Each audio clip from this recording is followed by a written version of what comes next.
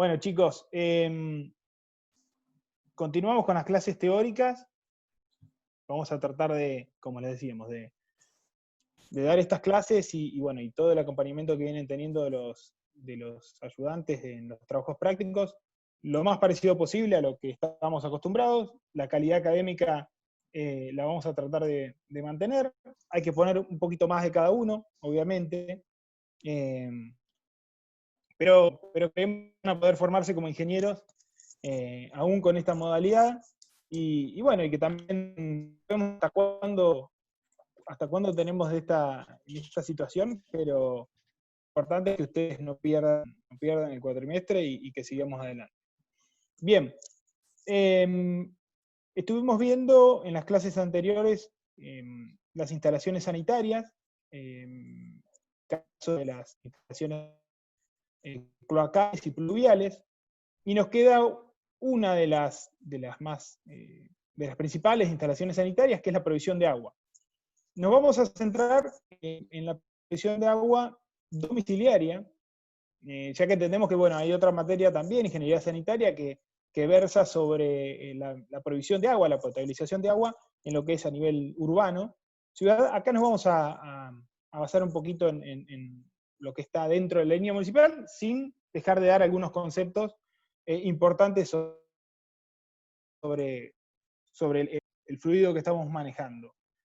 Dentro de la clasificación de las instalaciones, esta es una instalación de salubridad. Teníamos instalaciones, no sé si se acuerdan, en la primera clase, tres categorías, grandes categorías: instalaciones de salubridad, de seguridad y de confort. Entre las actividades están las cloacales, la de provisión de agua, tanto fría y caliente, y también la de gas, que es una de apoyo a las de salubridad muy importante. Dentro de las instalaciones que vamos a dar y las de seguridad, están las de instalaciones contra incendio, y dentro de las instalaciones de confort tenemos las termomecánicas, de transporte vertical, algunas otras que iremos viendo, pero estas se encuadran en las de salubridad. Para ingresar un poquito, esta clase se va a dividir en dos teóricas y una práctica. Estas dos teóricas van a estar divididas en agua fría y agua caliente. En la segunda parte se van a dar conceptos también de dimensionamiento, que les van a servir para el trabajo práctico, y se van a profundizar esos conceptos en la clase práctica que se va a estar dando en algunas semanas. Para comenzar con esta clase siempre nos gusta dar algunos conceptos de este recurso que estamos manejando y que es tan escaso, algunos números que siempre vale la pena recordar. Dentro del planeta Tierra, un 97,5, entre un 97 y un 98% del agua es agua salada. Y el restante, 2,5, 2%, es agua dulce. El agua que vamos a manejar es agua potable y por lo tanto se logra de un tratamiento a agua dulce. Dentro de este 2,5, 2% de agua dulce, el 69-70% está en los glaciares, en los polos. Después un 30% que se puede encontrar de manera subterránea, ahí vamos a tener fuentes subterráneas, vamos a ver lo que se le llama napas, y el restante, 1%, es el que tenemos en los ríos, en los lagos, en los arroyos, y ese restante es el agua que tenemos de disponibilidad, digamos de fácil disponibilidad, y es el que más fácil, por lo tanto, es darle el tratamiento que requiere para tornarla potable.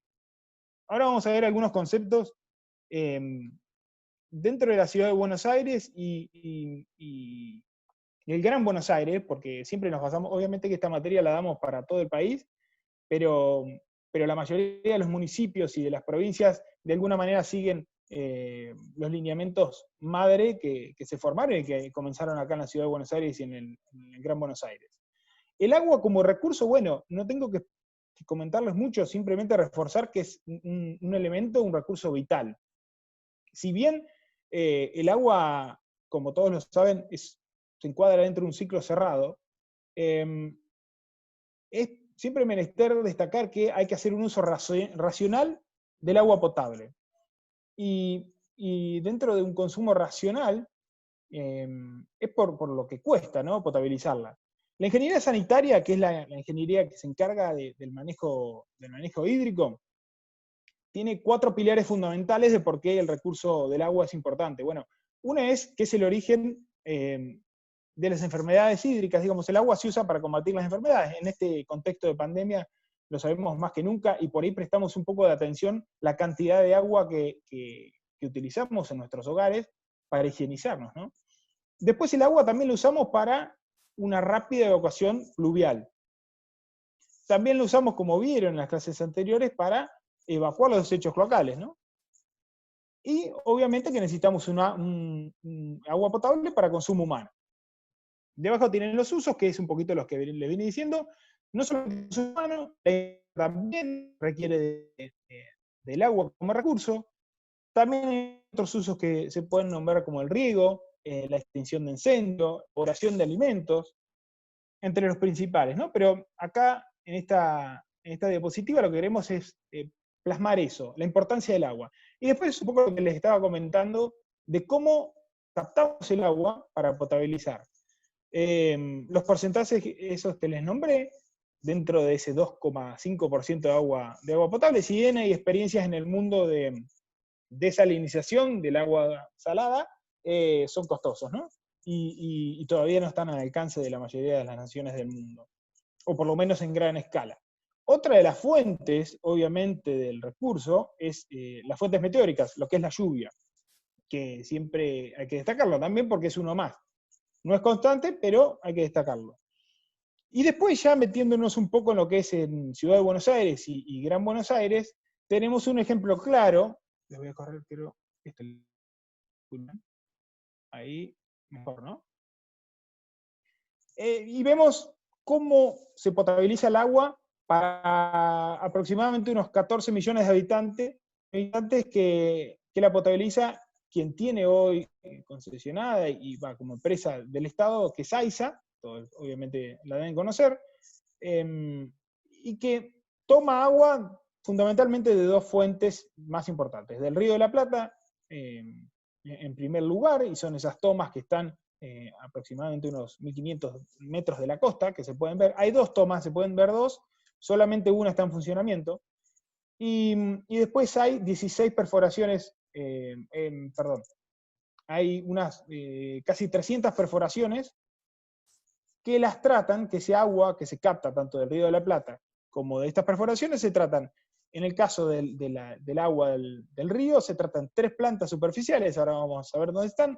Una de ellas es la que por ahí más cruzamos, que es la que está en Planta San Martín, que está frente a Aeroparque, pero hay otras 2 plantas, que ahora vamos a ver en un mapa dónde están, que tratan ese agua del río. Por otro lado, el agua que se obtiene de las perforaciones, este agua que se obtiene de las perforaciones no es cualquier perforación. Entre las perforaciones podemos encontrar, o entre los estratos, podemos encontrar un estrato freático, que es el primer estrato que encontramos. Este no se puede tomar agua de ahí para potabilizarlo. Después tenemos un segundo estrato y que en determinadas condiciones podemos tomar agua de ese, en determinadas condiciones, en determinados lugares podemos tomar agua de ese estrato, y un estrato profundo, que es generalmente donde se extrae el agua para potabilizar. Los procesos químicos que usa AISA en este caso para llevar el agua, ese agua que se toma, a parámetros mínimos que fija la Organización Mundial de la Salud, los describimos a continuación muy brevemente, pero en cada una de sus plantas tiene estos procesos que van potabilizando el agua, y que en promedio, abajo tenemos algunas cifras para que vayan teniendo en cuenta, por día, por litro y por día y por habitante, el consumo mínimo es de 150 a 200 litros. Obviamente que esto es para una ciudad de un país que tiene acceso al agua, ¿no? No hablamos de países en África, que por ahí tienen un acceso al agua mucho más dificultoso, y el consumo es mucho menor, ¿no? Sin ir más lejos, digamos, no nos tenemos que ir hasta África. También en nuestro país hay lugares donde el acceso al agua es un tanto complicado y el consumo es menor a 150. Pero este es un parámetro importante y un estándar del que la Organización Mundial de la Salud prevé metas, y en el el 2015 la meta del acceso, del porcentaje de la población mundial del acceso al agua, era del 80%, se logró, hoy estamos en el 91%, con lo cual va de a poco la población mundial teniendo acceso a esa potabilización de agua. En la ciudad de Buenos Aires, lo que es AISA, potabiliza unos 700 litros por día, o hasta unos 700 litros por día por habitante. Pero el consumo promedio, contando domicilios e industrias, es de 330 a 350 litros por día por habitante. Vamos a ver un poquito la malla, o eso que les comenté. Primero, rápidamente, esto que es más de la ingeniería sanitaria, pero que explica cómo llega el agua desde el río, en este caso, hasta nuestros hogares. Hay una captación, esas torres de toma que les comenté que están en el río y que se pueden ver. Obviamente hay bombas elevadoras y cámaras de entrada, luego pasa a las distintas piletas, en el caso de la planta de San Martín, a distintas piletas que tienen primero un proceso de coagulación, después un proceso de floculación y decantación.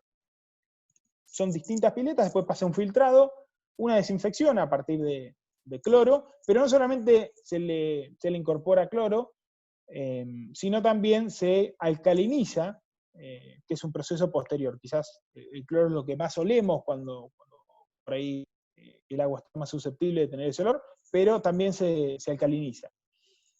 Y después de que se potabiliza ese proceso, hay una serie de ríos subterráneos, que lo vamos a ver en esta próxima diapositiva. Como ven, a ver si ven mi cursor, lo pueden ver. Tenemos,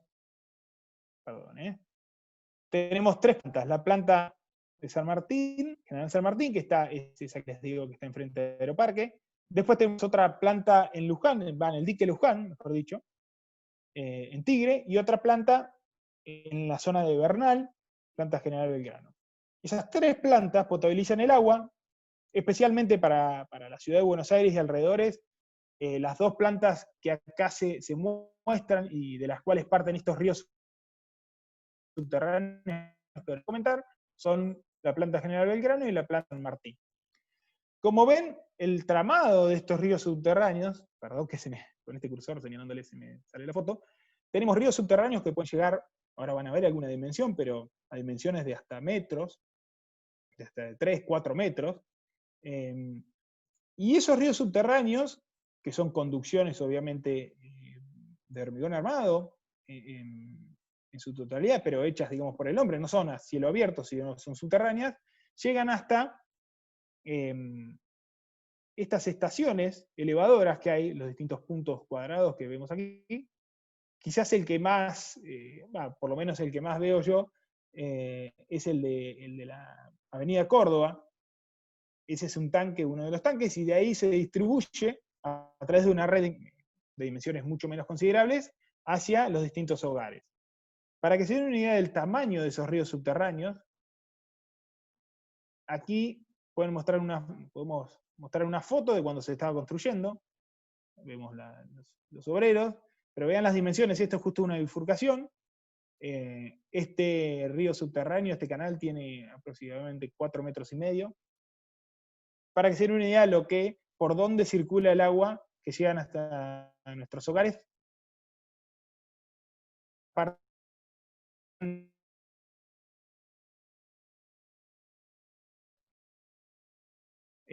Parte la red que llega hasta nuestros hogares. ¿Me están escuchando bien? Me saltó un cartel de red inestable. Aquí podemos, si no me escuchan bien o pasa algo, levanten la mano, acuérdense. O me voy a poner a mano el chat. A ver. Me voy a poner a mi mano el chat. Perdón. Así veo un poco esto. Seguimos entonces. Esta es la red ya a partir de esas estaciones elevadoras, de esos tanques elevadores. Acá se muestra, este sería uno de ellos. Parten las distintas cañerías que van discurriendo entre las manzanas del ejido urbano. Y que hay unas particularidades que vale la pena mencionar, hasta que llegan hasta nuestro domicilio. Pero tenemos cañerías maestras, acá identificadas con un grosor especial, digamos un grosor más importante. Después tenemos cañerías de distribución, pero después tenemos algunos elementos que tenemos que empezar a conocer cuando estamos con este fluido y cómo se va manejando, tanto fuera de la línea municipal como dentro. Y son válvulas, válvulas de desagüe limpieza tenemos por toda la ciudad, si empiezan a prestar atención, válvulas de incendio, quizás en las películas estadounidenses se ven esas válvulas de incendio que están, digamos, arriba de la superficie y que de ahí toman muchas veces los bomberos, pero aquí están de forma subterránea en su mayoría, y también lo que hay son válvulas esclusas que van dando el cierre y van permitiendo el paso de esta red hasta los distintos lugares. Obviamente todo esto no lo maneja el usuario final, no lo maneja el domicilio, sino lo maneja la propia AISA dentro del servicio que brinda. Y bueno, y acá ya nos metemos bastante de lleno en lo que es la provisión domiciliaria. A la izquierda podemos ver un tanque de estos distribuidores. Este bien podría ser el tanque este que les comento del edificio de la tan pintoresco que se dice que donaron los México.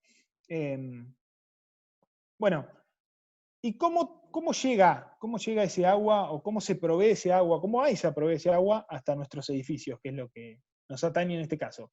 Bueno, podemos contabilizar tres grandes, digamos, características, tres grandes formas de distribución, en función de la presión con la que llega ese agua a nuestro frente, digamos, del edificio. En estas líneas tenemos acá la presión hidrostática, obviamente esto sin consumo, esto es un estado ideal. Después tenemos una línea hidrodinámica mínima y una hidrodinámica, una piezométrica mínima y una piezométrica máxima. En el primer caso, tenemos lo que se denomina distribución directa, o provisión directa. ¿Cuándo sucede esto? Bueno, cuando tenemos un edificio o una casa de una altura poco considerable, donde en nuestro frente, en nuestro frente llega la provisión con una presión que obviamente está por debajo de la línea piezométrica mínima. ¿Qué es la línea piezométrica mínima y máxima? Bueno, tiene que ver con los consumos, con el horario del consumo en general de la red. La línea piezométrica mínima es que cuando tenemos un gran consumo, entonces la presión en la red disminuye en cada uno de los puntos, y la piezométrica máxima es cuando tenemos un bajo consumo, entonces hace que todos los puntos de la red suban, digamos, su presión en distintos niveles, obviamente, ¿no? Dependiendo de dónde se encuentren. Pero no sé si se entendió la provisión directa. ¿Qué quiere decir la provisión directa? Bueno, que no vamos a, como tenemos una presión disponible importante, ¿qué quiere decir? Que tenga cada uno de los artefactos de consumo de agua, tenga la presión mínima como para proveerse de forma por gravedad, no vamos a necesitar ningún tanque. No vamos a necesitar ni un tanque de bombeo ni un tanque de reserva. Ahora vamos a ver qué significa cada uno, pero tiene una provisión directa y por gravedad. Disculpen un poquito. Esa es la provisión directa y lo que por ahí encontramos en la mayoría de las viviendas unifamiliares y de una o dos plantas. Después pasamos a una provisión semidirecta, que es el segundo caso. Una provisión semidirecta es aquella en la que no todos los artefactos de todas las plantas de mi edificio cuentan con una presión que esté con una presión como para funcionar. ¿Qué quiere decir esto en estos términos y como lo estamos presentando? Bueno, que hay algunos artefactos de algunos niveles que se encuentran entre o por encima de la línea piezométrica mínima. ¿Qué quiere decir esto? Que en algunos momentos del día, la presión de la red, si no tuviéramos tanques algunos, y quisiéramos abastecernos solamente por gravedad, algunos artefactos de mi vivienda, en algunos momentos del día van a tener presión y en otros momentos no. Bueno, la intención y los conceptos que queremos fijar es que en todo momento del día, nuestra instalación, la que estamos diseñando, pueda proveer a todos los artefactos de una presión suficiente como para funcionar. Entonces, en ese caso, ¿qué agregamos acá? Agregamos un tanque de reserva. ¿Y este tanque de reserva dónde está ubicado? Bueno, en las alturas para proveer por gravedad después a todos esos artefactos, no solamente a los que no les llegaba por ahí la presión, no disponían de la presión mínima, sino a todos los artefactos. ¿Y por qué incorporamos solamente un tanque? Se preguntarán ustedes, bueno, porque ese tanque, si el edificio podemos, digamos, ubicarlo en un lugar que se encuentre entre las dos líneas piezométricas máxima y mínima, lo que yo les digo, las líneas piezométricas, obviamente que no está graficado para cada unidad, pero ustedes cuando proyecten una instalación, van a pedirle, digamos, AISA les tiene que brindar un nivel de presión en la vereda, entonces ahí van a conocer. Bueno, este tanque se va a ubicar entre esas dos líneas piezométricas. ¿Y qué va a significar esto? Bueno, ¿cuándo se va a llenar ese tanque por gravedad? Porque no tenemos ningún equipo de elevación, ningún tanque tampoco de bombeo. Bueno, se va a llenar en las horas de poco consumo. Generalmente se va a llenar en las horas de la noche, donde la presión está disponible. Entonces, ese tanque se llena y en horas durante el día, donde el consumo empieza a aumentar y donde la presión de la red esté al nivel de la piezométrica mínima, bueno, ahí vamos a abastecer al edificio, sobre todo esos artefactos que no costaban con la presión mínima, vamos a abastecerlo desde este tanque de reserva. ¿Sí? Ahí tengo algo en el chat. ¿Es obligatorio contar con un tanque? Bueno, depende la reglamentación, pero no es obligatorio. No es obligatorio, digamos, hay que verlo, hay que ver el código de edificación de cada lugar donde nos encontremos, pero es más que nada, tiene que ver con el servicio y con la funcionalidad de nuestra instalación. Nosotros debemos proyectar instalaciones funcionales para los habitantes, ¿no? Bien, y después que tenemos una producción totalmente indirecta, o lo que se llama indirecta, que es cuando hay artefactos en mi edificio que se encuentran por encima de la piezométrica mínima, por encima de la piezométrica máxima y hasta por encima de la hidrostática, que es la ideal. Pero lo importante es que haya artefactos que se encuentren incluso por encima de la piezométrica máxima. ¿Qué va a pasar acá? Bueno, el tanque, digamos, no vamos a poder poner un solo tanque porque ese tanque no se va a llenar nunca, ni siquiera en las horas de bajo consumo, porque nunca va a tener la presión disponible para llenarse por gravedad. Entonces ahí tenemos que incorporar un tanque de bombeo, como ven aquí abajo esquemáticamente. Este tanque de bombeo sí va a tener una provisión por gravedad y en determinados momentos del día se va a bombear con un equipo de bombeo que ya vamos a ver al tanque de reserva, y ese tanque de reserva durante el día va a proveer de agua a todas las unidades funcionales. Aquí empezamos a ver algunos conceptos, cañería maestra, se los mostré en la red, pero aquí está como si tuviéramos una cuadra, una calle de la ciudad de Buenos Aires, y podemos encontrarnos con tres tipos de viviendas de este estilo. Ahí vamos a ver, más adelante vamos a ver qué artefactos hay que incorporar, pero tenemos, después de la cañería maestra, tenemos cañerías distribuidoras, que son las maestras son determinadas cañerías que no pasan por todas las calles, las distribuidoras sí, y después tenemos la cañería que ingresa ya al domicilio, que es la conexión domiciliaria que vamos a ver en detalle. A ver si podemos pasar. Ahí estamos.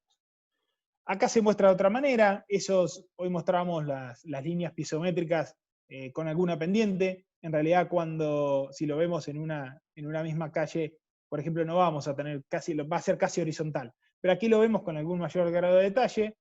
Los artefactos en una provisión directa, ven que todos están, incluso la ducha, que es el artefacto generalmente que a más altura está por debajo de la mínima.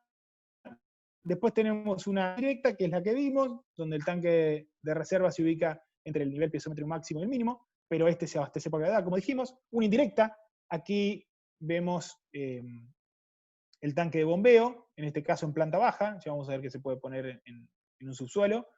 La cañería de impulsión, a partir del equipo de bombeo, el tanque de reserva, en lo más alto posible del edificio, y las bajadas a las distintas unidades funcionales. Acá ya vamos viendo algunas abreviaturas: tanque de reserva, TR, tanque de bombeo, TB, y cuando le agregamos la B corta adelante hace hincapié al volumen, que ahora vamos a ver. Y un último tipo de provisión, que es o distribución, es la presurizada. Esto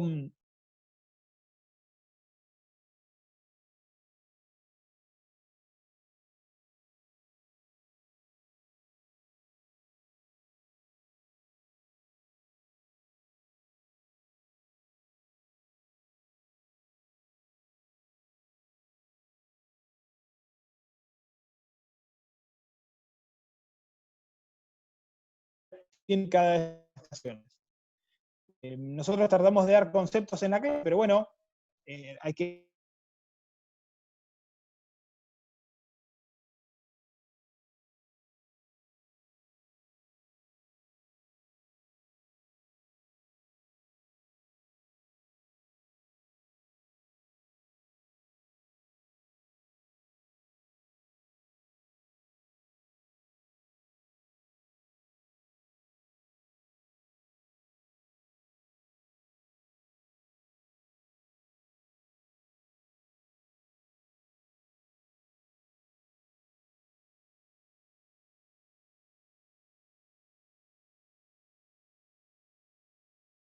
Hola,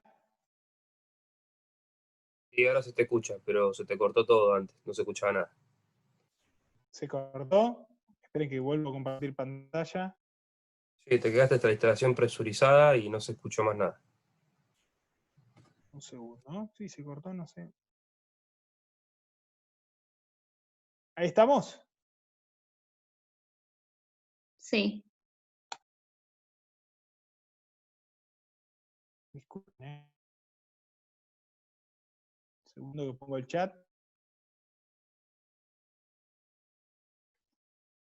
Sí, ahora si quieren, no sé, si quieren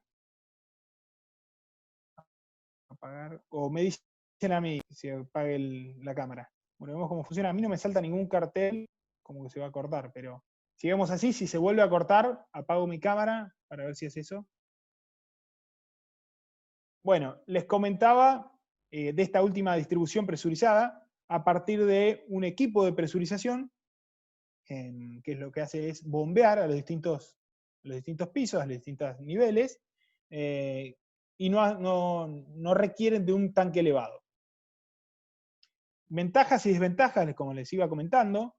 A ver, si se corta mucho, saco el video. Bueno, me avisan por el chat, ahí tengo, si se corta me avisan y saco el video. Les decía, ventajas y... Perdón.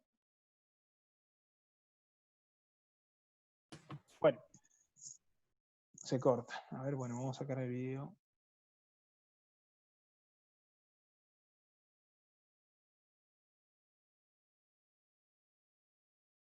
¿Ahí mejor? Bien. Bueno, ventajas y desventajas, me van manteniendo atento por el chat.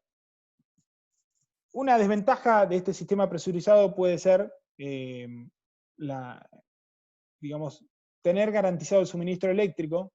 En la mayor parte de los casos, esto tiene una dependencia del suministro eléctrico. En la condición de la provisión indirecta, si nosotros tenemos agua almacenada en el tanque de reserva, podemos, digamos, de alguna manera subsistir hasta un día o una parte del día con provisión de agua. ¿Qué es lo que pasa muchas veces? Se corta la luz y nosotros notamos que dejamos de tener agua al día, o al día y medio. Si todos racionalizamos un poco el agua, vamos a ver cómo se almacena, pero demora algún día en quedarnos sin agua porque tenemos almacenada agua. Bueno, en un sistema presurizado hay que garantizar de alguna manera tener el suministro eléctrico, si la red no lo provee, para poder seguir teniendo agua en las distintas unidades funcionales. Seguimos. Seguimos ya metiéndonos en las distintas partes que tiene el edificio, en las distintas ingenierías, los distintos artefactos. Este es un edificio donde obviamente los hemos sectorizado porque tiene varios niveles, pero aquí tenemos con más detalle la conexión domiciliaria. Vamos a ver ahora los artefactos que requiere, pero básicamente se ubica en planta baja. El tanque de bombeo, que tiene sus particularidades, también las vamos a ver. Los equipos de bombeo, la cañería de impulsión, el tanque de reserva, y algunas particularidades que vamos a ir viendo son las bajadas y las presiones máximas y mínimas. Acá me gustaría destacar la presión máxima que pueden soportar los artefactos y que es reglamentario ya, ¿no?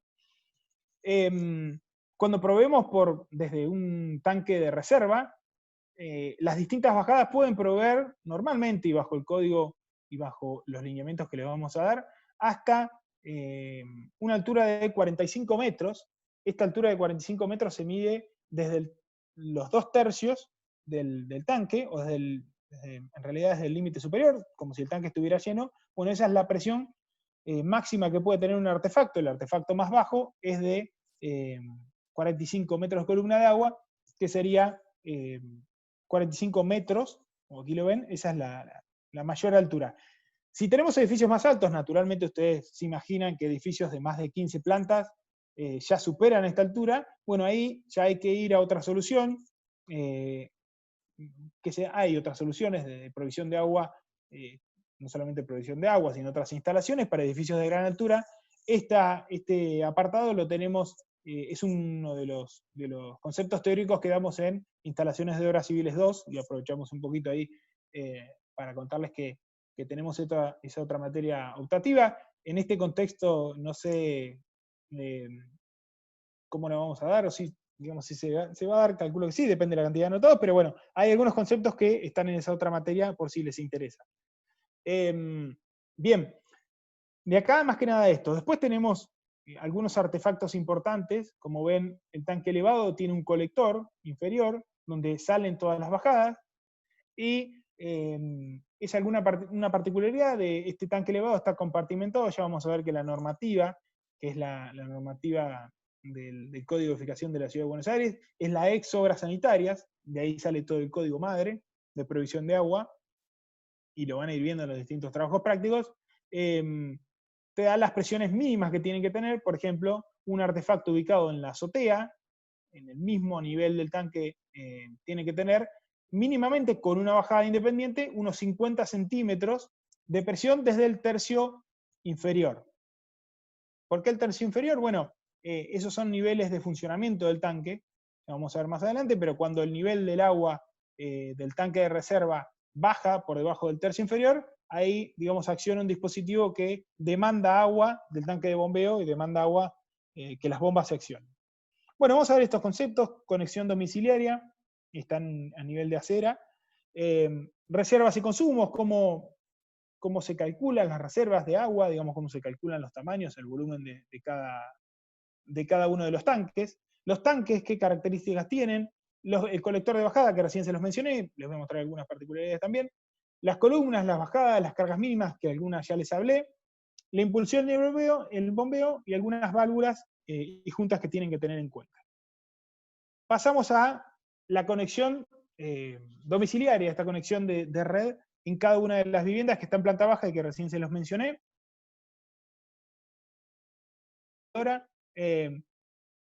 Y de ahí sale la cañería domiciliaria. Bueno, en el recorrido, reglamentado por este código de las ex obras sanitarias, y lo va a auditar AISA, obviamente. Esa cañería diaria puede ser de plomo, obviamente va a pasar la línea municipal o la línea oficial de edificación, como lo indica el código. Vamos a tener dos artefactos, o uno, depende de dónde nos encontremos, en qué lugar del país nos encontremos. La llave maestra, independientemente de dónde nos encontremos, si esta llave maestra la va a operar AISA o el proveedor de agua potable de la región. Y después esta llave, obviamente es una llave que se le llama unidireccional, no permite el retroceso del agua. Esto es para, obviamente, que la red no se contamine, no haya un retroceso. Al medidor, este medidor, obviamente, en la provisión de cada edificio, pero no en todos los edificios hay un medidor para cada unidad funcional. En la Ciudad de Buenos Aires, en algún momento hubo varios intentos de implementarlo, es bastante complicado, pero a diferencia de gas, que lo vamos a ver la semana que viene, el medidor de agua para cada unidad funcional no es reglamentario. Lo que sí se mide es para todo el edificio, y después se hace un prorrateo en base a los metros cuadrados de cada unidad funcional y a los metros de frente de la parcela. Así se contabiliza lo que cada uno abona de consumo de agua por mes o por bimestre. Perdón que tomé un poquito de agua. Bueno, de este medidor, que se encuentra fuera de la línea municipal. Pasamos adentro de la línea municipal y tenemos en planta baja y reglamentado, y ve que tenemos una cota de 30 centímetros, tenemos una llave de paso principal, que esta sí la opera, digamos, cada usuario, y una canilla. Muchas veces van a ver que cuando se corta la luz y pasa ese día que decimos que nos dura la reserva de agua, mucha gente baja a buscar agua a esa canilla de servicio, básicamente porque no necesita electricidad, tiene presión disponible en la red para pasar de allí. Bien, bueno, después tenemos hay un comentario, creo, en el chat, a ver. Hoy el reglamento técnico exige un medidor por cada unidad. Esto debe ser para unidades nuevas, obviamente. Ahí nos comenta Raúl, me comenta que hoy el reglamento nuevo exige para unidades nuevas un medidor para cada unidad. Tengo otra pregunta. De Fernando. Los equipos son responsabilidad del organismo público. No sé qué equipos te referís. El medidor, todo lo paga el usuario, pero depende de quién lo maneje, ¿no? Depende de quién tenga la potestad de manejarlo. Sí, la llave maestra del medidor son potestad, digamos, tiene potestad de manejo el concesionario de agua potable. El resto no, el resto interno es potestad de cada uno de los usuarios. Si seguimos instalación adentro, tenemos, en muchos de los casos, ¿no? Tenemos un ruptor de vacío. En muchos de los casos, vamos a ver algunas excepciones. Este ruptor de vacío se da en instalaciones que tengan una cañería mayor a 32, digamos, una cañería de un diámetro mayor a 32 milímetros, y se colocan, no solamente tenemos que tener una cañería de mayor a ese diámetro, a 2,50 metros, sino que, no les he ido mostrando las imágenes, ahora se las muestro, pero sino que también se tiene que dar la particularidad de que el tanque, o sea, la provisión se haga por debajo, digamos, de esta línea. Si nosotros tenemos una provisión, el tanque, por ejemplo, el tanque de bombeo está a esa altura, y la boca del tanque de bombeo está a esa altura, ya ese ruptor de vacío ya se materializa sin tener que hacer esa S, ¿no? ¿Para qué está este disruptor de vacío? Se preguntarán ustedes. Bueno, este disruptor de vacío está básicamente para cuando tenemos en una misma cuadra, en una misma zona, distintas provisiones, distintos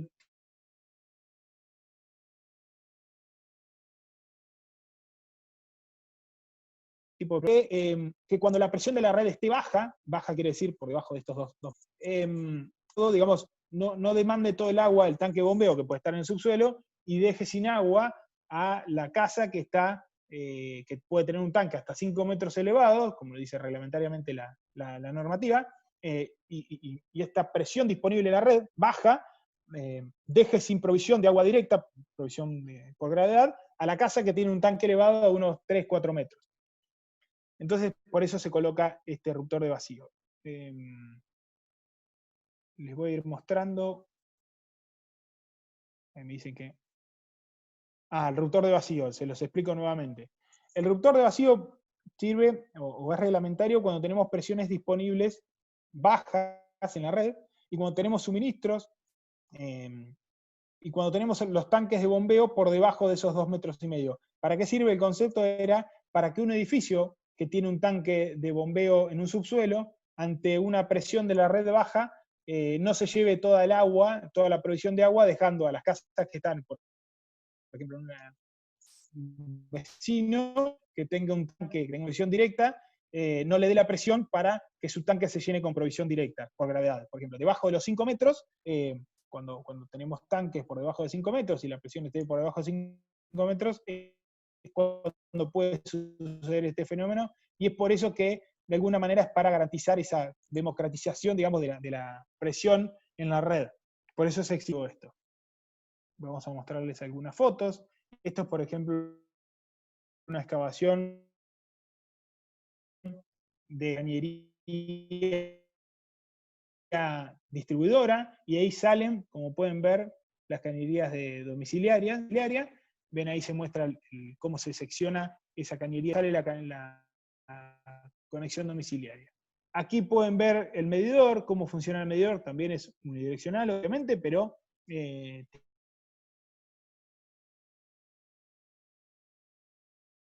un vástago que va marcando las vueltas, obviamente, y va midiendo el caudal. Aquí ven una foto, perdón, la anterior era la llave maestra, este es el medidor. Menciona que si ustedes levantan la tapa en las mesas van a encontrar algo muy parecido. Esta puede ser, tiene un cierre cerámico, y esta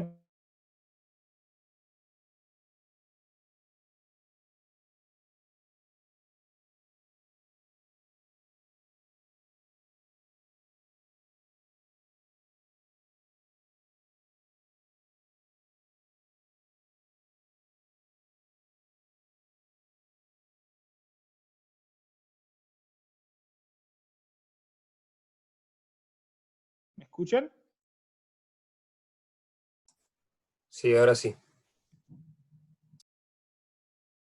Se volvió a cortar, perdón, disculpas. Vuelvo a poner el chat por las dudas. Esta vez fue mucho más rápido.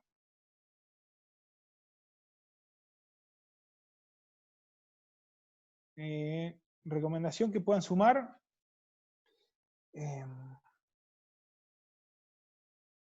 Bueno, seguimos adelante, cualquier cosa me dicen. Esto va a estar disponible después en el campus.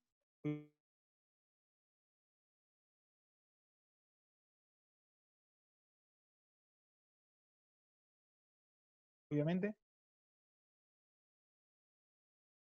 ¿Cómo funciona ese reductor de vacío? Básicamente, aquí indica esa presión que teníamos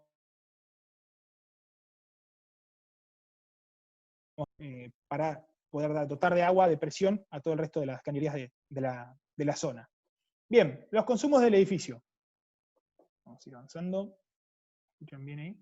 Bueno, el consumo de agua diario del edificio depende del uso del edificio, del tipo y la cantidad de artefactos sanitarios. El uso del edificio, obviamente, si es domiciliario, si es industrial, si es comercial. Del tipo y la cantidad de sanitarios también, obviamente.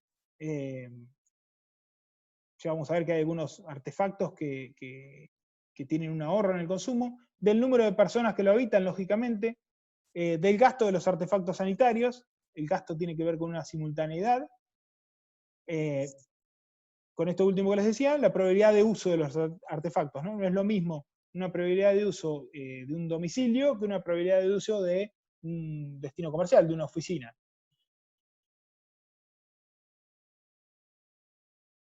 Pero ¿qué es importante acá? Bueno, la reserva es una reserva bastante bien calculada. Bastante bien calculada, ¿qué significa? Bueno, obviamente si calculamos una reserva por defecto, vamos a tener un servicio un poco disfuncional.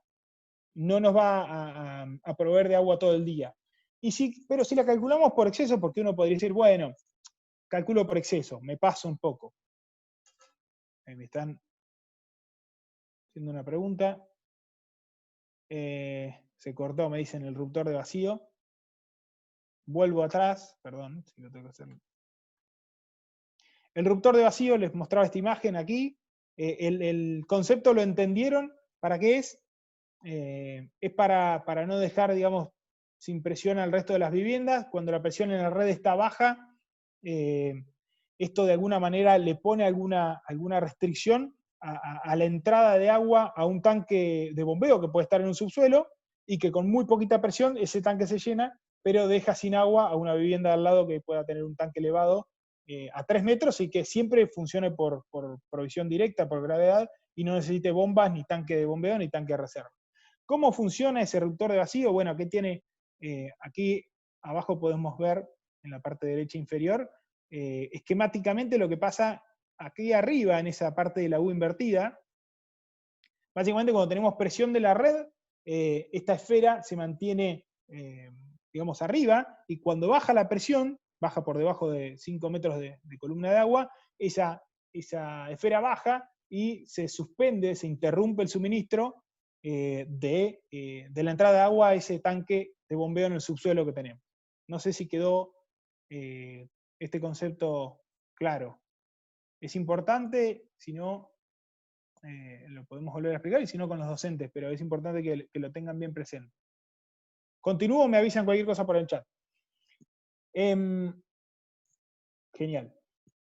Les decía que si nos quedamos cortos en calcular la reserva de agua que vamos a tener, ¿cómo va a estar dada la reserva de agua? Bueno, vamos a dimensionar un tanque de bombeo y un tanque de reserva. Entre los dos volúmenes vamos a tener que tener la reserva total que va a tener que tener el edificio para todo un día, para abastecer de agua todo el día. Si la calculamos de menos, tenemos una instalación disfuncional. Pero si la calculamos de más, el agua puede entrar en un proceso de putrefacción. ¿Por qué? Porque va a haber un resto de agua que nunca se va a consumir, porque la calculé por exceso, entonces ahí tenemos un riesgo a la salud. Entonces es importante que no calculemos mucho por exceso, ni tampoco, no más allá de que si calculamos por exceso vamos a dimensionar un tanque de agua muy grande, o sea, una carga estructural también muy grande en lo más alto del edificio. Ni hablar en zonas sísmicas, ¿no? Pero ese es el concepto de por qué no pasarnos en cuanto a salud. Y acá tenemos consumos tipificados más comunes que recomienda la norma, y que tiene que ver con estos parámetros que les dije. En viviendas, por ejemplo, depende del tipo de ciudad que sea. Si es una ciudad pequeña, se suele tomar un consumo de 200 litros por habitante. Si es una ciudad mediana, 250. Si es una gran ciudad, como puede ser la ciudad de Buenos Aires, 300 litros. Ven que se va acercando a lo que les decía de 350, 330 de promedio. Y si es una población rural, 150, baja mucho más lo que les comenté del acceso al agua. Si es una población rural aislada, el consumo es mayor porque hay otras necesidades, ¿no? Otras necesidades de higiene en general, que no lo proveen otros servicios, como los tiene una ciudad. Y después tenemos otros consumos, esto saliendo de lo que es domiciliario, escuelas, 600 litros por alumno, hospitales, ven que el consumo por cama es importante, esto está muy relacionado a la higiene. Y después tenemos hasta gimnasios o para riegos, conceptos de riego, después véanlo, pero tiene que ver con de qué depende del consumo del agua. Aquí tenemos también los consumos tipificados, y acá en vivienda, según sea provisión directa, alimentada, digamos, directamente desde la red, todo por gravedad. La semidirecta es la segunda columna, aunque ahí dice directa, vendría a ser en rigor una semidirecta, la que tiene el tanque de reserva, pero no el de bombeo. Y el tanque de bombeo, vemos que para la que tiene solamente el tanque de reserva estamos en 850 litros. Esto es la provisión de agua fría que necesita una unidad funcional, una vivienda, un departamento, una casa, dentro de un edificio, que hay que tomar como reserva. Y cuando tenemos un tanque de bombeo, un tanque de reserva, son 600 litros. Para la provisión directa ven que se calculan por los artefactos. La normativa nos indica calcularlo por los artefactos. También hay otras formas de calcularlo. Esto es una forma sencilla y recomendada, tipificada que está. Bien, después si tenemos, fíjense que esos números que les di es para viviendas que tengan un baño principal, un baño de servicio, una pileta de cocina, una pileta de lavar y un lavarropas. Es digamos, artefactos sanitarios estándar. Después ya si tenemos viviendas más grandes, donde tienen más locales sanitarios, la norma también nos fija cómo ir incrementando esa reserva total diaria por unidad funcional por día. La reserva total diaria, como indica su nombre, siempre es por día. Bien, y después tenemos abajo en la última fila, en las últimas filas, tenemos para otros usos cuánto se considera por artefacto, que lo vemos, ¿no? Si sean locales comerciales, en este caso, escuelas, oficinas y demás. Por último, algunas imágenes de algunos artefactos que les mencioné y que hacen al consumo y a la eficiencia y a la sostenibilidad de la provisión de agua. Por ejemplo, tenemos a ver si lo tenía acá, artefactos eficientes, como son la grifería de chorro aireado. En algunos códigos de edificación de algunas zonas ya está reglamentado esto como obligatorio.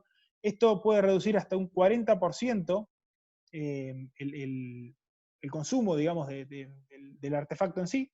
Y después, como ya está bastante difundido en muchos lugares, los depósitos duales, sobre todo depósitos de inodoro, ¿no? Hay una respuesta. 600, 800 litros es lo mínimo que se debe tener en el sistema. Un tanque, 2 tanques, para el caso del tanque de bombeo y tanque de reserva. Ahora lo vamos a ver.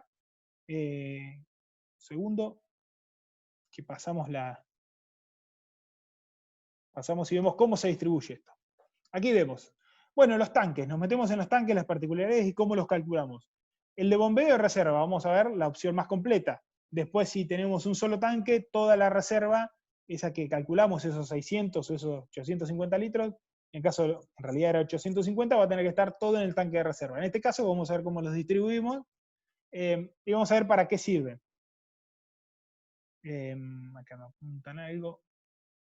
Bueno, sí, esos consumos son por vivienda, ojo, no se confundan, si tenemos varias viviendas, varias unidades funcionales, varios departamentos, hay que sumarlos todos para el volumen total del tanque. Los tanques, ¿qué garantizan? Bueno, tienen que garantizar estanqueidad, ventilación y potabilidad. Ya vamos a ver el cómo, pero tiene que estar garantizado. No puede ser un tanque de cualquier material, no puede ser un tanque que pierda, no puede ser un tanque que no esté ventilado, y tiene que garantizar una potabilidad. Y tienen que permitir la inspección, limpieza y desinfección. Ya vamos a ver dónde se ubican, pero tiene que tener acceso y no puede estar rodeado de paredes que no podamos recorrerlo en todas sus caras para ver si hay alguna pérdida. Bien, vamos primero a reglamentariamente cómo se dimensionan y después pasemos a las particularidades de cada uno. Aquí tenemos, bueno, la reserva total diaria, apuntaba una de las preguntas. ¿Cómo se compone? Bueno, el volumen se va a componer con el volumen del tanque de bombeo y con el volumen del tanque de reserva, con la suma de los dos.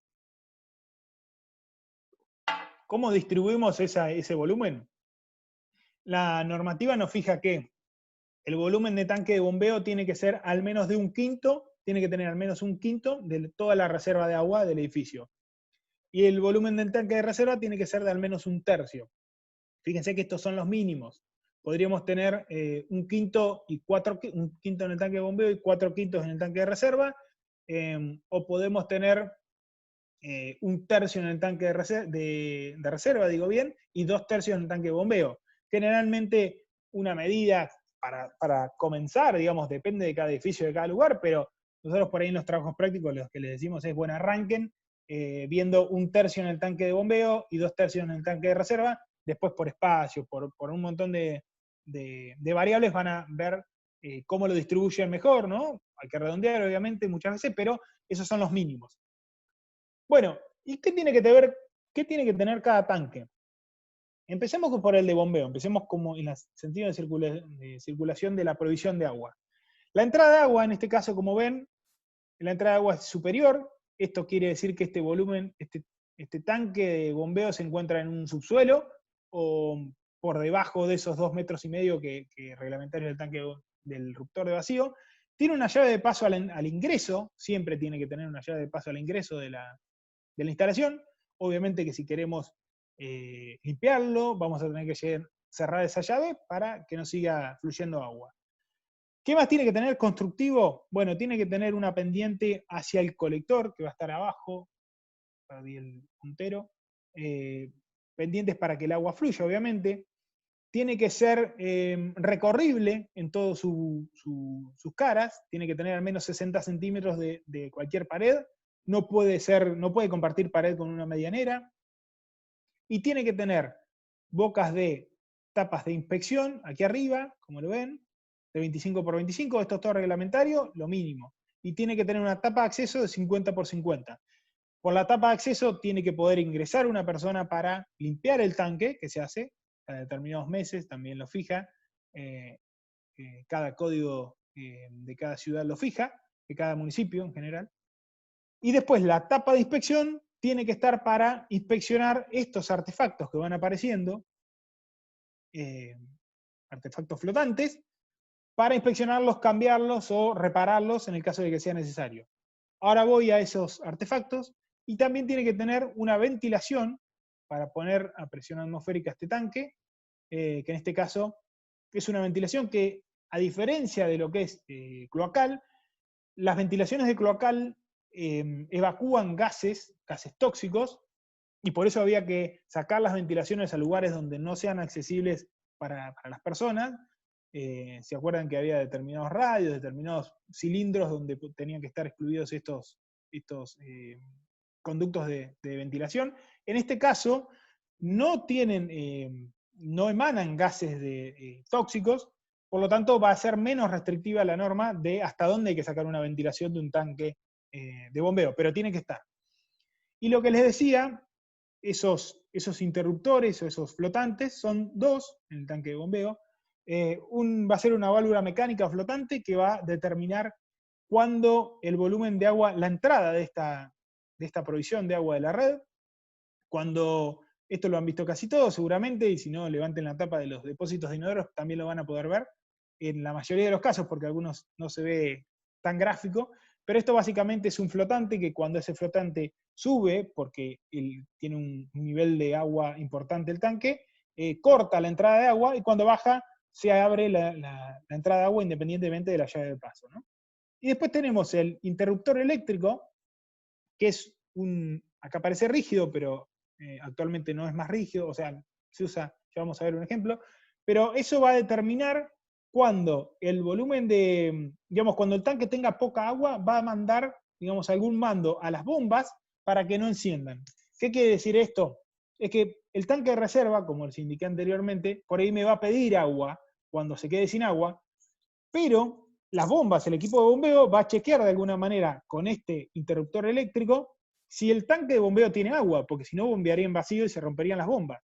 Entonces, si ese flotante está por debajo del tercio, ahí vamos marcando los tercios de los tanques, son tercios de funcionamiento, si el nivel de agua está por debajo del tercio, las bombas no encienden porque se produciría una rotura de la bomba, sufriría la bomba en general.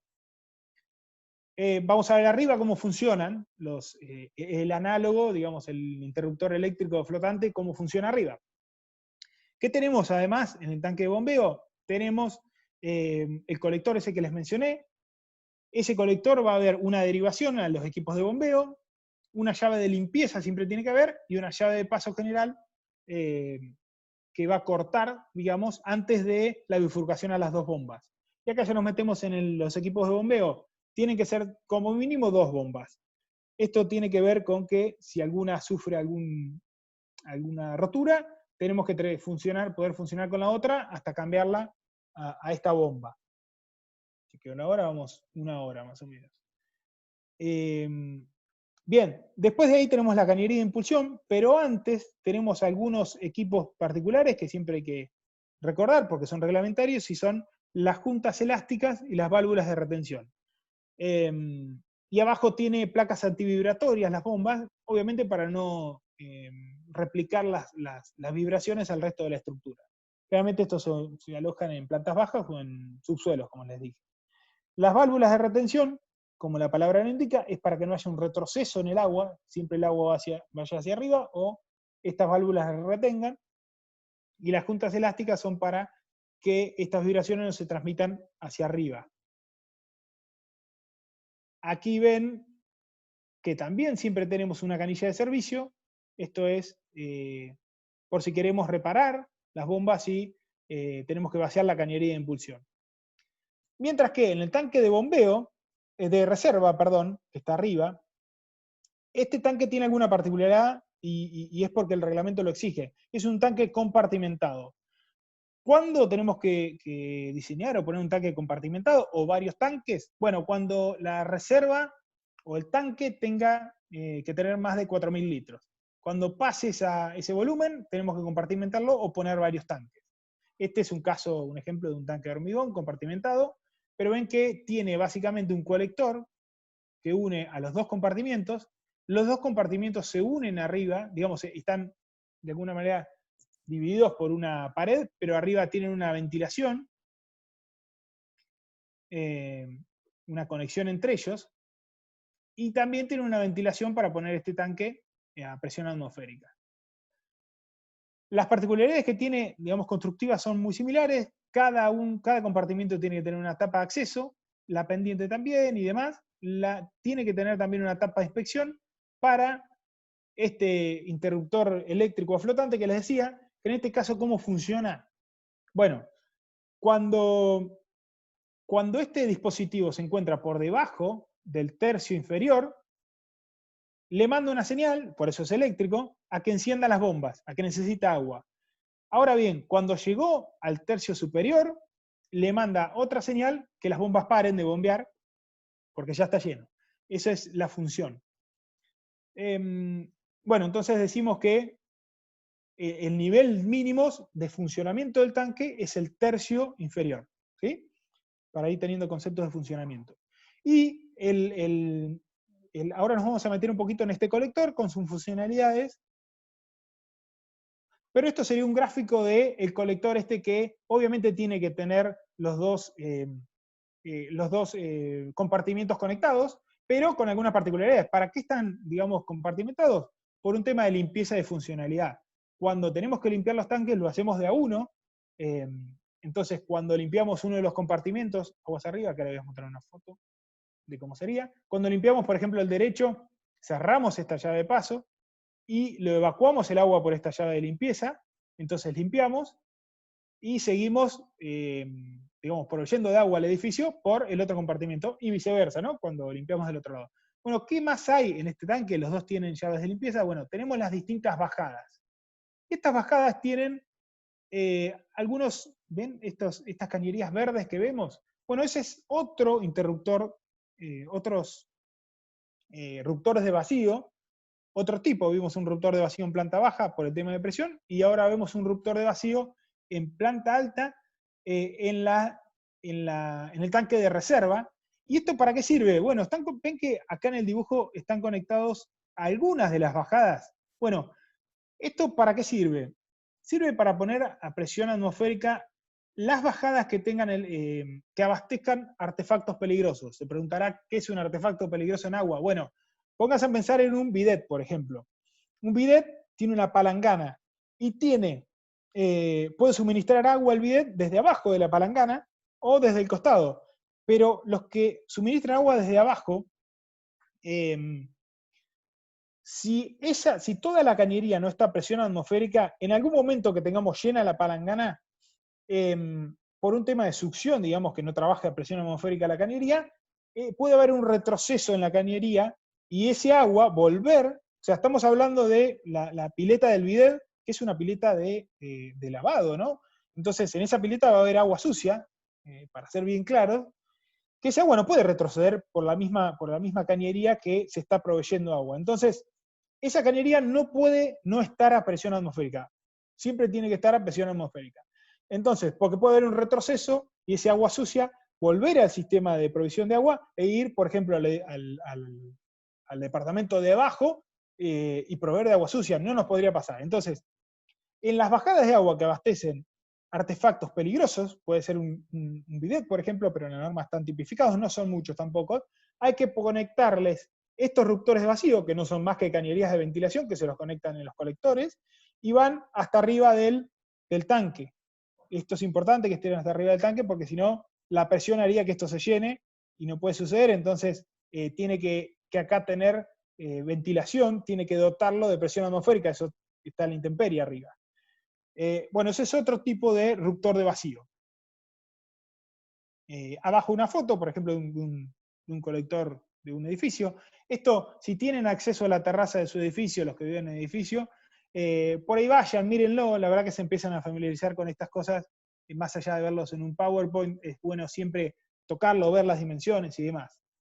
Bueno, cargas mínimas, algunas ya se las expliqué, pero acá vamos a ver el funcionamiento. Tenemos un tanque de reserva, siempre explicamos la condición más completa, ¿no?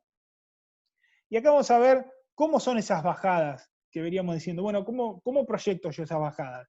Bien, yo puedo hacer una bajada que vaya suministrando en todos los pisos, en vertical en todos los pisos, pero con algunas restricciones, con algunas limitaciones. Yo para poner una bajada que vaya alimentando todos los pisos, desde el de más arriba hasta el de más abajo, tengo que tener en la ducha del piso más elevado mínimamente una presión de 4 metros. Como por ejemplo lo ven aquí, siguen mi cursor. Ven que medimos acá una carga mínima de 4 metros. Esto es desde el nivel inferior del tanque. Si nos ponemos rigurosos podría ser desde el tercio, porque acuérdense que el nivel de funcionamiento del tanque es desde el tercio, inclusive más restrictivos, pero si nosotros no tenemos desde esa ducha que está más elevada, o el artefacto que esté más elevado, en el último piso, 4 metros hasta el tercio del tanque de reserva, bueno, no vamos a poder disponer una bajada para alimentar ese piso y todos los de abajo. Por ahí vamos a poder poner esa bajada para alimentar desde el anteúltimo piso hacia abajo, porque ahí ya va a tener una presión de 4 metros, pero ese piso no.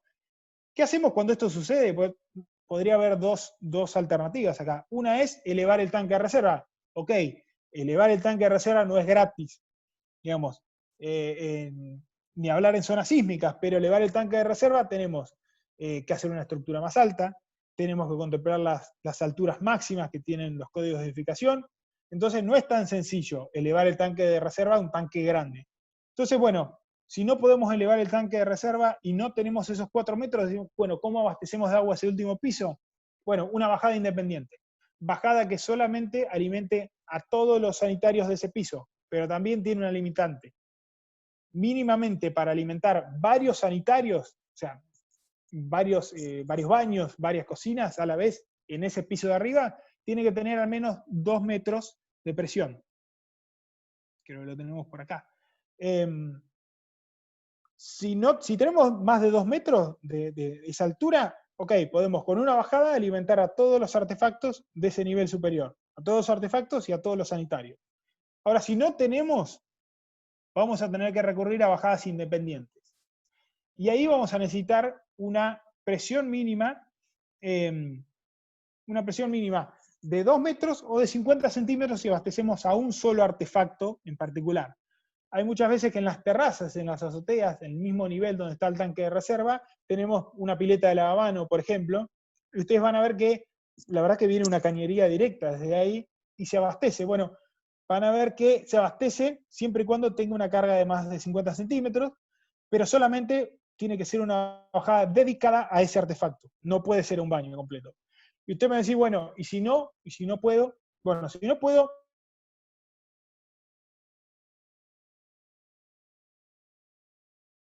a suplir esta carga, esta presión. Ahora lo vamos a ver. Una cosa más, hay artefactos con presiones mínimas. Estoy esperando un cachito. ¿Ahí me escuchan? ¿Me escuchan ahí? Perfecto, lo de 50 centímetros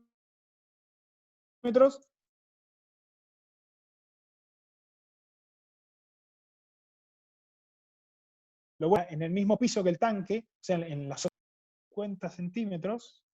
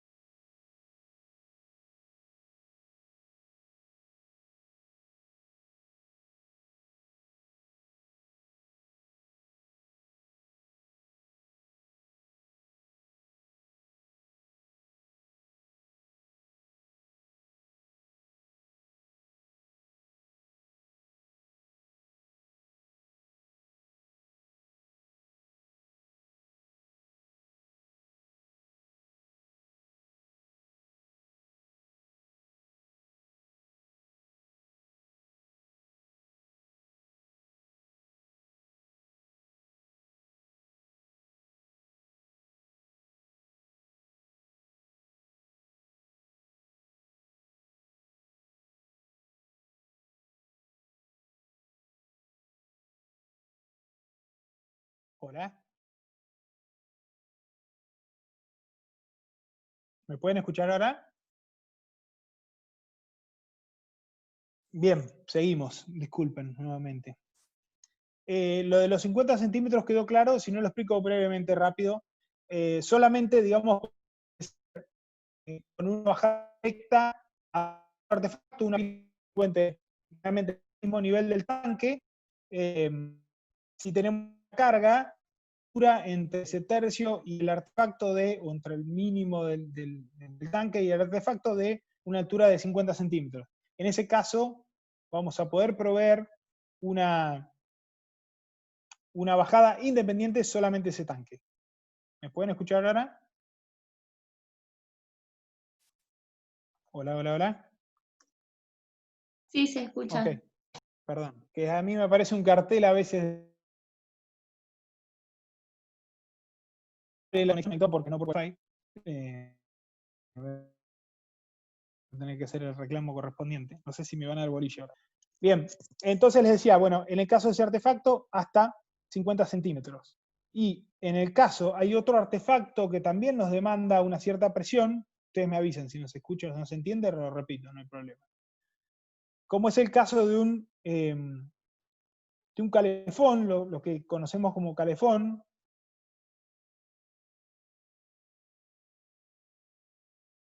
que requiere abastecer para que funcione. Esto es en cuanto a las cargas mínimas. Vamos a avanzar. Sistema de impulsión, lo que les dije de las bombas. Y acá vamos a explicar rápidamente. Interrumpe. ¿Me escuchan ahí?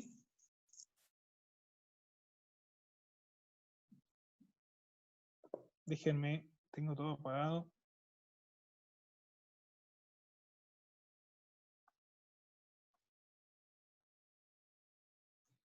Bien. Tal vez si otro profesor te comparte el PowerPoint, vos podés hablar sin que se corte, porque como que todo lentiza. No sé si Gonzalo por ahí podemos probar.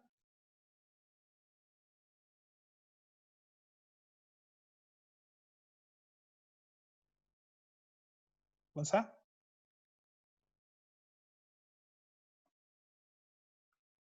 Sí, ahora me escuchan. Ahí lo comparto, Juan. Deja de compartir pantalla y voy a esta misma diapositiva. Bien.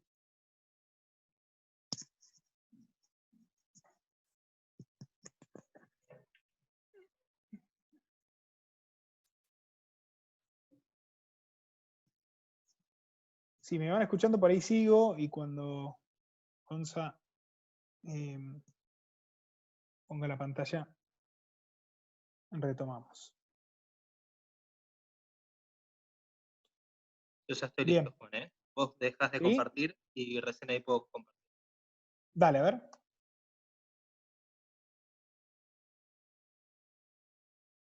Ahí se está viendo, Perfecto. ¿no? Vos avisame y yo las voy. Me voy a poner el chat por cualquier cosa. Bien. Seguimos. Aquí, quizás en gráficos, tenemos lo que venía comentando anteriormente, de cómo funcionan estos. Aquí en más detalle tenemos perdón, ¿se pasó? Ahí Sí, fui yo. estamos. No hay problema.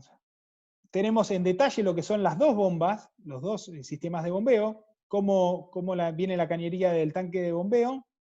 Tenemos los artefactos, una bifurcación, dos llaves de paso, una para cada entrada, las dos bombas con su placa antivibratoria, las dos subidas, digamos, que se unen en una sola cañería de impulsión, con sus dos juntas elásticas y sus dos válvulas de retención.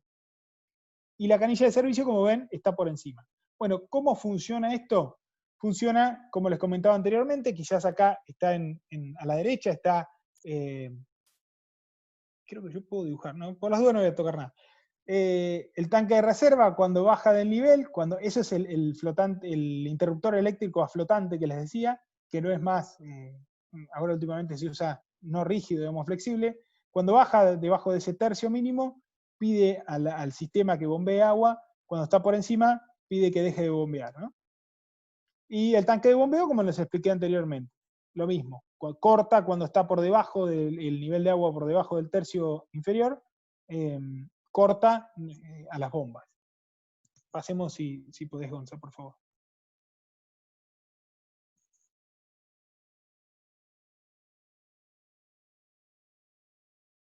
Bien, acá un poquito de las bombas, si bien no es en el métier de nuestra materia, pero los tipos de bombas que vamos a manejar son bombas centrífugas, hoy son de eje vertical y de eje horizontal. Las más comunes de eje vertical, acá pueden tener dos de las bombas. Ahí la superior es una bomba más grande, de varios HPs. Y después tenemos las verticales, si podés pasar, Gonza, algunos clics. de eje vertical. ¿Podemos pasar un poco, Gonza?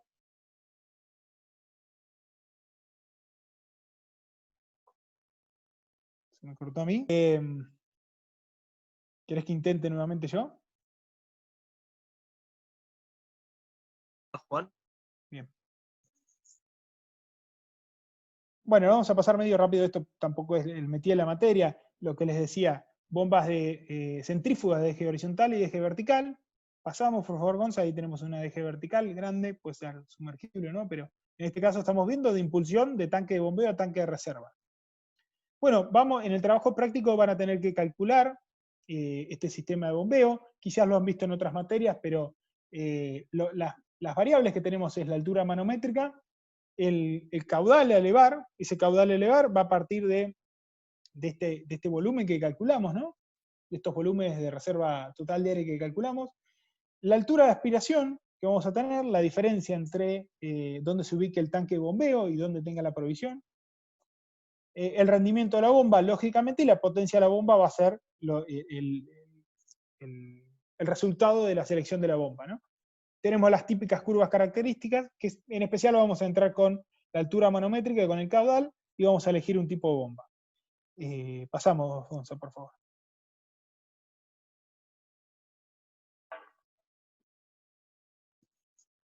Bien. Les decía que recién hablábamos de los equipos de bombeo desde el tanque de bombeo al tanque de reserva. Ahora vamos a centrar en esos otros equipos de bombeo que les decíamos cuando las presiones mínimas no sean suficientes.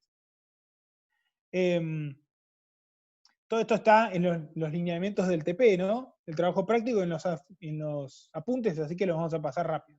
Esto, por ejemplo, cuando tenemos un nivel del terreno donde, un nivel del edificio donde no llegue, donde no tengamos la presión, se ubica una bomba, como ven acá, en la bajada correspondiente, una bomba que levanta la presión de ese circuito.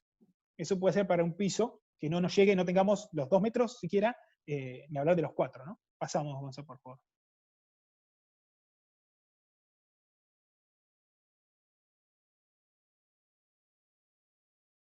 Bien. Este es otro tipo de... volvemos al anterior, Gonzalo. Este es otro tipo, un equipo de hidroneumático. Una más.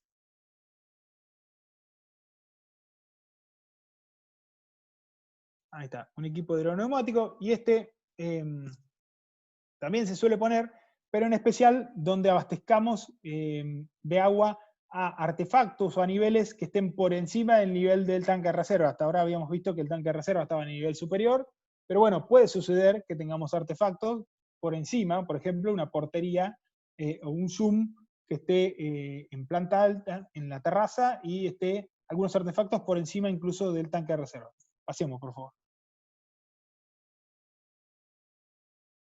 También tienen catálogos de todos estos artefactos en el campus, así que después pueden profundizar. Y acá tenemos lo que es el control y la medición, que se ubican generalmente en la conexión domiciliaria. La llave maestra de conexión, que se las había mostrado en algunas diapositivas atrás, cómo funcionan, también pueden particularizar en el apunte. El medidor de caudal, también cómo funciona, ahí vemos un corte de este dispositivo. Pasemos. Aquí otro tipo de válvulas, válvulas de control. Les dije que la llave de paso interna podía ser puede ser de cierre cerámico a válvula suelta, esclusa a válvula suelta. Aquí lo ven, tiene un vástago que es unidireccional, el recorrido del agua. Entonces cuando el agua pasa en una dirección, ese vástago sube por medio de un resorte, por la simple presión del agua, y deja pasar. Ahora, cuando se da en el otro sentido, ante un retroceso, ese vástago no sube y no deja pasar el agua. Y después tenemos una llave esclusa, una válvula esclusa, que simplemente interrumpe toda la sección de la cañería. Y por último, ahí vemos a la derecha válvulas de retención, que también funcionan parecidas a la válvula suelta, y es para que el flujo sea unidireccional. Estas se suelen encontrar, por ejemplo, en las cañerías de impulsión de los equipos de bombeo cuando sube al tanque de reserva. Abajo tenemos los flotantes, un esquema bien típico de un flotante, cómo funciona, cuando corta y cuando no. Y a la derecha tenemos una foto de un flotante para que lo vean, el que no lo vio. Y revisen todos en las mochilas de los inodoros que por ahí tienen un flotante parecido. Hay otros sistemas que no, más complicados de arreglar cuando se rompen, pero por ahí lo pueden ver. Y una foto más, creo que está Gonza, el flotante eléctrico. Ahí ven, el flotante eléctrico que ya no es más rígido, pero básicamente este es el que manda a frenar o a encender las bombas. Y pasamos, creo que hay alguna foto más, puede ser. Una foto de una válvula de retención, cómo funciona. Que por ahí ni nos damos cuenta que está en la cañería, pero es una válvula de retención. Es como un, también pasamos con eso, es como un, como que se engrosa un poquito la cañería. Bueno, eso muchas veces es una válvula de retención. Las válvulas antivibratorias y de expansión, ¿dónde se ubican estas? Por ejemplo, en la subida de las cañerías de impulsión, arriba de las bombas, en donde hay cambios de direcciones de las cañerías también, sobre todo por vibraciones propias o movimientos propios de la estructura del edificio, o en agua caliente, pasa mucho con las dilataciones que sufre la cañería, hay que incorporar estas válvulas de expansión. Abajo tienen unas fotos de algunas, o en los puntos fijos también, ¿no? Como les decía, por los movimientos de las cañerías. Pasamos, Gonza, por favor.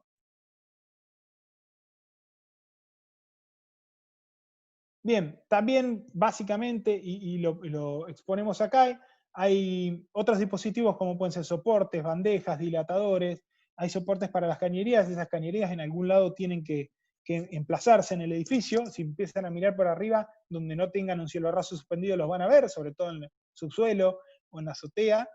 Pueden ser bandejas, pueden ser soportes para cañerías individuales, y también, no menos importante, los dilatadores, en especial para las cañerías de agua caliente, pueden ser cañerías directamente que tengan un omega, o pueden ser dispositivos que no se rompen. Seguimos, por favor, Gonza.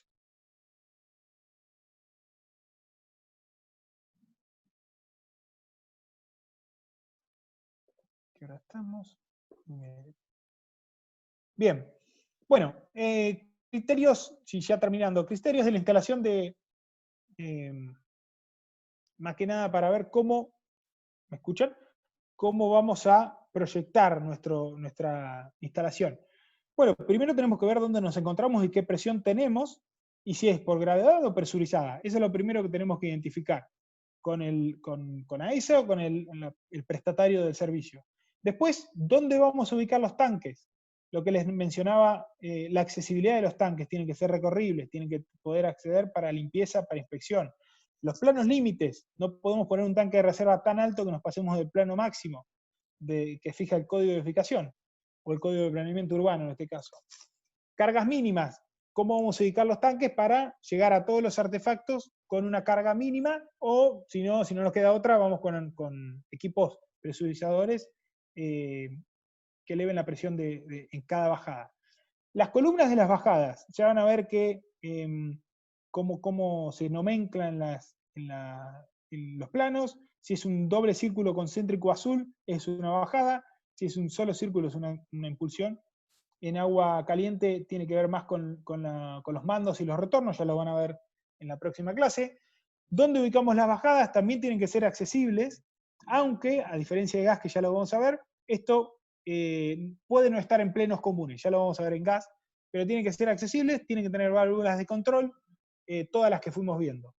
Las trazas de las cañerías, un poco se los dije, sobre todo las en vertical y en las horizontal. Algunas tienen que ir en unas cámaras de mampostería, pero tienen que tener reboques, digamos, no pueden estar, y si van por contrapiso, o pueden ir por tierra, pero tienen que tener sus aislaciones. Ya van a ver en la parte de materiales con la que van a empezar la siguiente clase, y aislaciones en agua caliente sobre todo. Sí van a tener que usar también otros equipos electromecánicos, ¿no? Ya sea para la impulsión o para levantar la presión en algún punto. Y también mencionamos que vamos incorporando algunos de estos puntos de sustentabilidad y sostenibilidad, equipos de energía alternativa, por ejemplo, para elevar la temperatura del agua, como pueden ser hoy ya cada vez más difundidos los colectores solares, ¿no? Ahorramos energía eléctrica y ayudamos a los termotanques, los calefones, las calderas, y le subimos algunos grados al agua con estos equipos de energía alternativa. Creo que estamos. No sé si tienen...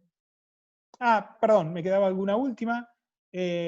Una menos, vemos básicamente cómo, porque vimos toda la distribución, esto ya lo van a ver más en los trabajos prácticos, pero cómo es la distribución en un recinto, en este caso en un baño. Bueno, tenemos una bajada vertical, acá está en rojo el agua caliente, en azul el agua fría, y cómo se distribuyen los distintos artefactos. Un poco cuadrado los distintos artefactos, pero es esquemático. Ven que tiene una cierta, discurren por pared a una cierta altura, generalmente 30 centímetros, distribuyen en el inodoro el agua fría solamente, en el bidet el agua fría y caliente, un depósito automático para el inodoro, que tiene que tener también la presión para llegar hasta ahí. Después allá tenemos una bañera que, fíjense el recorrido, esto no es caprichoso. ¿Qué pasa? Eleva ahí por donde discurre estas cañerías para no estar por detrás, si bien está en la pared, pero no estar por detrás de la bañera. ¿Qué pasa? ¿Por qué es recomendable esto? Si se nos pincha un caño ahí atrás y lo tenemos por detrás de la bañera, vamos a tener que no solamente picar la pared, sino sacar antes la bañera con todo lo que ello significa y las pérdidas que podemos llegar a tener eventualmente. Por eso se recomienda esto, ¿no? Y después, en este caso, va hacia el lavatorio, pasando por la ducha, el elemento mayor. Tenemos ahí un puente mezclador, ya lo van a ver con un mayor detalle, para mezclar el agua fría y el agua caliente. Creo que de acá no nos queda más, y en una planta de edificio, sí, perdón, a ver, los recorridos de agua caliente. Una pregunta ahí que hacen, los recorridos de agua caliente son intrínsecos a cada unidad, ¿verdad? En general, no sé si entiendo la pregunta, pero en general el constructor de un edificio tiene un criterio, ¿no? Para las cañerías, obviamente, si son sanitarios diferentes o recintos diferentes, por ahí puede emplear distintos recorridos. Pero, a ver, cada departamento tendría el suyo. Sí, claro. Desde cada bajada sale una cañería de distribución, ahí vemos que es de 13, de media, generalmente de 13, puede ser de media pulgada también. Pero sí, cada bajada, ahí va la bajada vertical y después se distribuye en cada sanitario. Ya van a ver que al distribuir las bajadas en el trabajo práctico, van a ver, bueno, podemos poner una sola bajada, pero después el recorrido horizontal, si tenemos una planta muy extensa, vamos a tener que recorrer mucho en horizontal. Entonces por ahí vamos a elegir poner otra bajada más para acercarnos, una bajada que esté más cerca de un baño o de una cocina. Ya lo van a ver esto, para que tengan el concepto. Pasemos una más, Juan, que creo que es un... Juan, ¿me dejas aclarar algo de esta imagen que estoy viendo en pantalla? Sí, por favor. Hay algo que falta en esta imagen, que son las llaves de paso apenas salimos de las bajadas de agua fría y caliente. Si ustedes ven donde estoy marcando ahí con el mouse, nosotros deberíamos tener una llave de paso que nos permita cortar la circulación de agua hacia el resto del recinto sanitario, de manera que si tenemos que, por ejemplo, no sé, cambiar el bidet o hacer una reparación en este punto porque hay un caño pinchado, tenemos que poder cerrar la llave de paso para que el resto de las unidades que comparten esta bajada de agua fría y caliente puedan tener agua y nosotros podamos trabajar sin agua en este baño. Sí, ahí indica Santiago que están las llaves de paso, lo que pasa es que están un poquito más adelante, porque acá la distribución del inodoro se hace a través del depósito automático después de las llaves de paso. Quizás, bueno, las llaves de paso se pueden ubicar en cualquier lado siempre y cuando cumplan la función que decía Gonzalo, de cortar el suministro de agua antes de distribuir algún artefacto. Pero están ahí adelante, los pueden ver. Pero sí, es atinado el comentario, tiene que estar reglamentariamente. Y tienen que estar lo más cerca que se pueda de los plenos, las bajadas. Exacto, y quizás en algún lugar las busquen, pero sí, tienen que estar lo más cerca posible y en lo posible para cada recinto sanitario, ¿no? Pasemos a la última, Gonza, por favor. y es una planta más grande, por ahí como la que van a tener en el detalle, que van a tener que hacer. Acá ven ahí se terminó de cargar, una distribución de agua en un recinto que tiene varios inodoros, mingitorios aparecen también, lavamanos y demás. Acá tiene solamente, bueno, acá está en azul el agua fría, está en un color no muy parecido al rojo del agua caliente, pero las particularidades son muy similares, las dos llaves de paso en el ingreso, después la distribución a los distintos recintos, como pueden ver, y la distribución de agua fría solamente para los otros, para los inodoros y para los bidet, y las lavamanos para, también abastecemos de agua caliente. Si quieren mirarlo con tranquilidad, después los diámetros, pero van a tener que distribuirlos. Los depósitos de mingitorio ya están en desuso, digamos, no van más. Acá me aclara Raúl con Atino. Sí, acá hay que hacer notar también las llaves de las canillas de servicio que vamos a tener que poner en los recintos para limpiar. Obviamente ustedes van a ver que cuando diseñen el detalle cloacal van a poner las piletas de patio para limpieza, pero tiene que tener una canilla de servicio para limpiar los recintos, ¿no? Obviamente. Bien. Creo que con esto estamos. No sé si Gonza o alguien quiere hacer algún comentario, alguna pregunta más.